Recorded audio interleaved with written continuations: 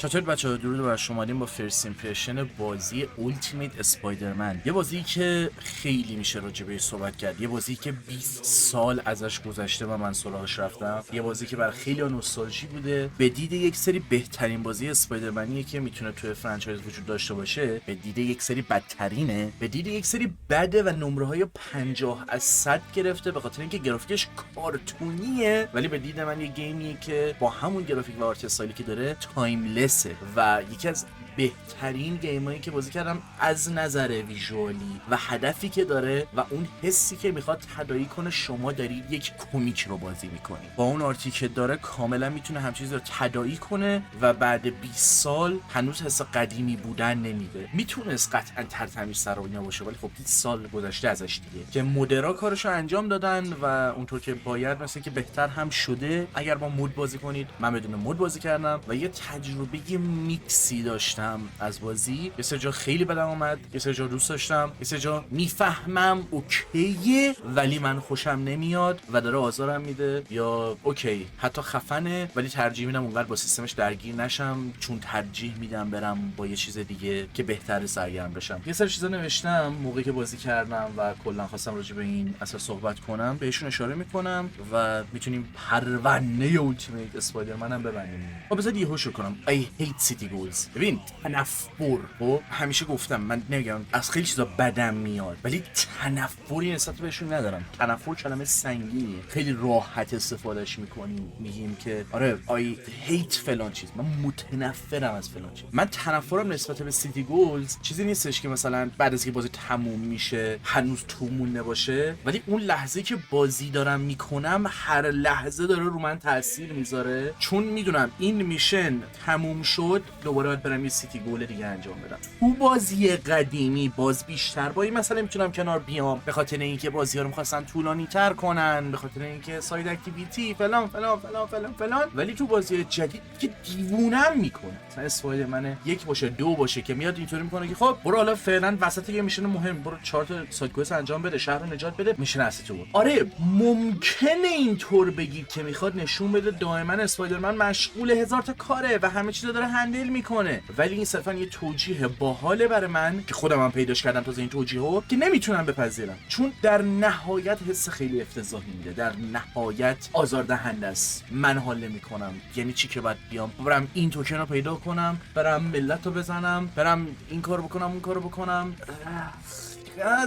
یه چیزی که مهمه همون اول بعد میگفتم اینه که چقدر تاریخچه اسپایدرمن میدونم. تو صفحه همین الان تمام فیلم‌ها یا چیزای مربوط به اسپایدرمنی که تجربه کردم رو میذارم تا بهتر بدونید چه خبره و چقدر اطلاع دارم، که خب واقعا that's not much، ولی چرا همچین چیزی مهمه که میخوام بهش اشاره کنم. یه چیزی که من دیدم بحث بود سرش این بود که تو اگر کامیکا رو یک سریشو خونده بوده باشی، از اول کانتکست داشته باشی به نسبت اینکه چه اتفاقی داره میفته، نظرت نسبت به گیم عوض میشه و خیلی خفن‌تره، که به نظرم نه، اشتباهه. گیم رندومه، خیلی جاها رندومه، اگه هیچی ندونید رندوم تره حتی و بیشتر اذیت میکنه. یه لحظه با ولورین فایت میدی، حتی فایت جالبی هم نیست، صرفا بد چسته، رد میشی ازش، بعد به راینو فایت میدی، اونم فایت هم چیزی نیست، صرفا بد چسته و همینطوری پشت سر هم باسای مختلفی که 50-50. یه نفر ممکنه خیلی بد چست باشه و عشق کنه، یه نفر ممکنه اصلا حال نکنه با این قضیه. من حال نکردم. من اینطوری نیستش که نفهمم چیه، من که میدونم ولورین چیه، من که بچه بودم فیلم ولورین هم حتی دوست داشتم، ایکس منا رو دوست داشتم، خب ولی وقتی با ولورین فایت میدم، بیشترین چیزی که الان بعد 20 سال حداقل داره ذهنمو درگیر میکنه اینه که پسر چقدر اینا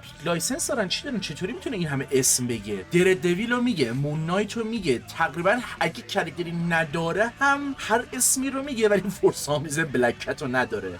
او لایک وات. و هنوزم با این حال ترجیح میدم گیم کوتاه باشه و کوالیتی داشته باشه و خب این برای زمان خودش عالیه، فوق العاده است، حالا هر چقدر کوتاه یا همین الان، ولی برای این کوتاه بودنش بازم یکم کش میده و زیاد مراحل مشابه داره که صرفا ریسکین شدن یا آزاردهندن به عمد به نظر حداقل و خسته کننده نمیشه وقتی هم مراحل اصلی تیلینگ باید بری، هم بینش باید سیتی گول پر کنی.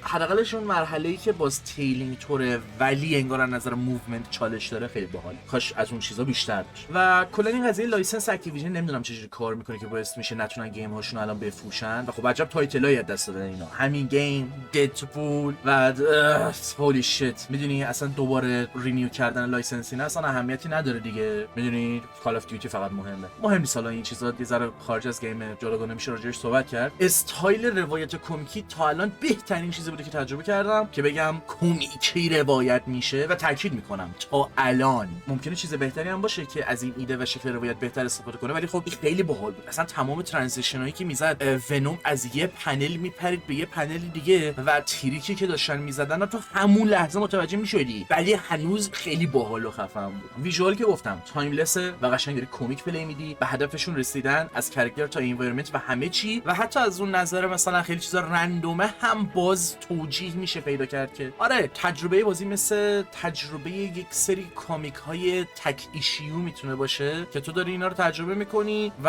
رد میشه دیگه. ساوندترک اوکیه، بزرگترین مشکلی که باشه این بود که چجوری تو محیط من یه ساوندترکی دارم که بنگره، اصلا فوق العاده است و همه چی میخوره، ولی فایت که میشه چرا هیچ ساوندترکی ندارم. ساوند افکت چرا ممکنه اینا از پورت بد آنافیشیال پی سی هم باشه ها، اینا رو در نظر بگیرید. خودم هم در نظر گرفتم، برای همین ایراد خیلی جدی ندارم، ولی بالاخره تو چشم اومده. ممکنه اصلا ایرادها رو نداشته توی پورت اینطوری شد. از این نظر که مثلا تو وقتی کمیک میخونی میزنه زبارت کابوم مثلا فلان.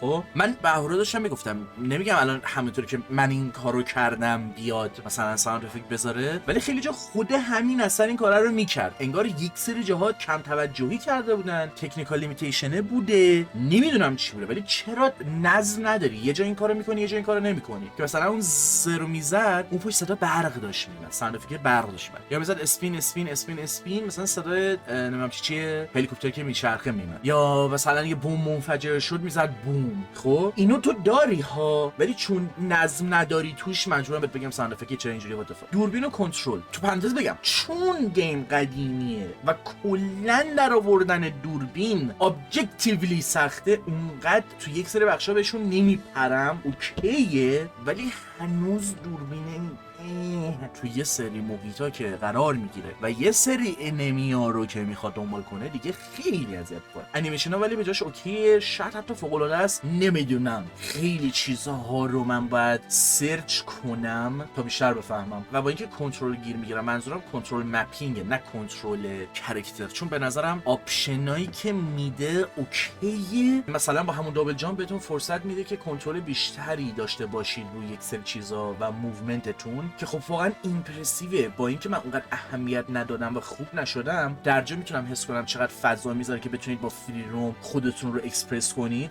somehow این گیم بیشتر باعث شد به این فکر کنم که چطور میتونم به سمت‌های مختلف خودم رو هول بدم و مانور داشته باشم روی سوینگ کردنم. از دابل جامپ گرفته تا دوربینی که مثلا هر وری باشه میتونم جامپ بزنم به سمت مخالف و الی آخر. هرچند که یک سری جاها بد اذیت میکنه که مثلا یه منطقه کامل ساختمان‌ها کوچیکن، یه منطقه خیلی بزرگه و یهو اون جابجا شدن یه سری جا عجیب و غریب میشه و تراورسال. و میگم خودم شخصا با اون تراورسال و موومنت اینا زیاد درگیر نشدم. بازی قدیمیه و کلا خیلی چیزا جای ریسرچ میخواد و مقایسه با بازی زمان خودش و تکنیکال لیمیتیشن هم باید در نظر گرفت. اما با همون حد این بازی که برای 20 سال پیشه ادوانس تکنیکایی داره برای موومنت و سوینگ کردن که خب دمتون گرم. با چجوری هم چیزی گذاشتید؟ چالش گذاشتی با جانی که یارو مستقیم پرواز میکنه، من سوینگ میکنم که یاد بگیرم موومنتو. بابا ولمون کن آمو، ولمون کن. و من هیچ ویدیو ریویوی ندیدم، ولی در رابطه موومنت چون حس کردم که ممکنه شعورم نرسه، گفتم این تیکر بذار یه سرچ ریز بزنم. فری روم سرچ کردم و یه دونه ویدیو دیدم واسه آموزش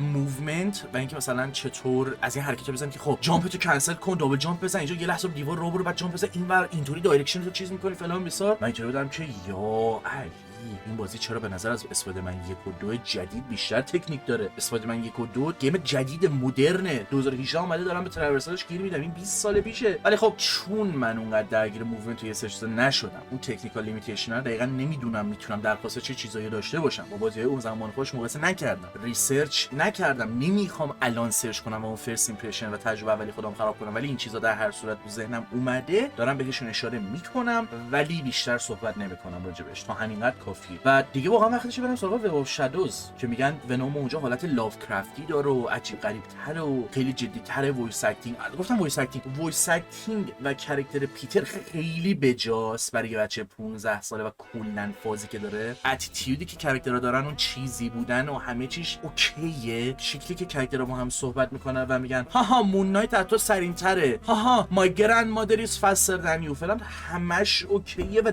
درست در اومده. ولی نکتهش اینه I'm not interested at all. حال به هم زنه حتی خیلی جاها برام، من خوشم نمیاد، فقط میخوام صداشون رو خفه کنم. برای من نیست، برای کسی که هست و لذت میبره خوش به حالش. من حالم به هم میخورد از اتیتیود همه کاراکترها، یعنی اینطوریم که هیچ کاراکتری نیستش که من ازش لذت ببرم. یعنی میشه مثلا یکی دو تا کاراکتر هم هست ولی دیگه اونقدر دیگه مثلا توجه نمیکنه دیگه، مخصوصا که استوری سر جا میگم دیسکانکت به نظر میاد و شاید بشه در بهترین حالت گفت هر کدوم از میشن ها مثل یه ایشیو کمیک میمونن. ولی خب فعلا خواستم برای هر چیز بهترین آوتکام ممکن رو پیدا کنم یا توجیه‌های مختلف رو و ببینم چطور میتونم متوجه بشم چه خبره و کانتکست قضیه و اینکه با چه دیدی بهش نگاه کنید هی ممکنه نظرتون رو عوض کنید تا ببینم چطور میتونم متوجه بشم چه خبره و کانتکست قضیه رو اگه بدونید و با اینکه با چه دیدی بهش نگاه کنید هی ممکنه نظرتون رو عوض کنید. موافق نیستم اونقدر یک سری چیزا رو هر دید مهه. All I'm going to say is it's مه. من واقعا نمیکشم واسه این گیم مثلا هی بیام دلایل مختلف رو پیدا کنم و پرسپکتیوش رو متوجه شدم که هی اون بهترین آوتکام ممکنه رو پیدا کنم که نه به این دلیل بهترینه. That's not my job. ولی خب حرفی که میخوام بزنم اینه که میتونم یه سری چیزا رو پیدا کنم که بگم تارگت آدینس مشخصش رو اگه پیدا کنه این اثر مشخصا واسش 10 از 10 میشه و برای همین میاد میگه این گیم بهترین گیم اسپایدرمنی که تو کل سری بازی اسپایدرمن هست. دیگه چی میمونه بخوام بهتون بگم؟ سر کامبت هم به نظرم بستگی به خودتون داره. به محض اینکه بفهمید جامپ اتاکا چقدر اوپین دیگه اذیت نمیشید اونقدر تا آخرش که یه جامپ میزنی هلیکوپتر بالگردش میخوره تو کلت نصف شید میره و تو اینطوری که ببین تو کل بازی به خاطر دابل جامپ اصلا یه سیستمی گوشی که جامپ یه سر جا به نفع منه بیشتر. تو کامبت جامپ انقدر اوپیه بعد با آخر من جامپ میزنم هلیکوپتر میخوره تو کلم بلم کنه. چرا اذیت میکنی؟ میگم کاملا میتونه فرق کنه. من درکی ازش ندارم به خاطر اینکه افیشنت ترین راهی که من برای خودم پیدا کردم ترکیب همه چی بود و یه لحظه رو هوا بودم سری جامپ میزدم، یه لحظه کمبو میزدم یارو میافتاد هوا جامپ میزدم میرفتم پشت یکی همه چی رو قاطی میکردم. ولی یه سری جا که کم می آوردمم جامپ اتک و دیگه هیچ حس خاصی نداشتم از اینکه وای چقدر چالشیه، وای چقدر عجیب غریبه، وای چه کامبتی داره. پسر کامبت عجیب غریبی نداره، صرفا سرو میکنه، یعنی هست که باشه، مثل داستان که صرفا هست که باشه، اونقدر که باید کمک میکنه. بیشترین چیزی که این بازی داره و بخواید توش استاد شید و خیلی ازش لذت ببرید نهایتی که اون موومنت بازیه که مثلا بگی من میخوام توی این بازی برم موومنتشو حال کنم، چالشاشو برم، این حالا نمیتونی توش استاد شید ولی لذت از اون شکل کمیک توریشه و اونجوری که داره داستانه رو روایت میکنه. مهمین هر چقدر گیم های جدید از هر نظر بهتر باشن این گیم، نه فقط این گیم، اصلا فقط حرفم اسپایدرمن نیست، کلا گیم های قدیمی، ولی حالا این گیم هنوز چیزی برای ارائه داره و یه ایده یونیک که اجرای بدی داره. یه سری جاها میتونه خیلی بهتر از یه ایده معمولی باشه که بهترین اجرا رو داره به نحو احسنت و همین برای من یه اثر میکسته که یادم نمیره، یادم میمونتش برخلاف اسپایدرمن 2 جدید 2023. نظر شما راجع به این گیم چیه؟ شما این گیم رو تجربه کردید؟ اگه تجربه نکردید الان بعد 20 سال دوست دارید برید سراغش؟ به نظرم 4 تا چیز حتی میتونید یاد بگیرید، میتونید اپریشییت کنید حتی یک چیزی رو و بیاید اینو بازی کنید و اسپایدرمن جدید لذت ببرید. I don't know. مهم اینه که چیزی برای ارائه داره. اینکه نظر شما چیه مهمه، کامنت کنید. اگر که کامنتتون به هر دلیلی پاک شد دیسکورد تلگرام اینور هست، چیز دیگه نمیمونه. دمتون گرم که ویدیو رو تماشا کردید و شب روزگار خوش.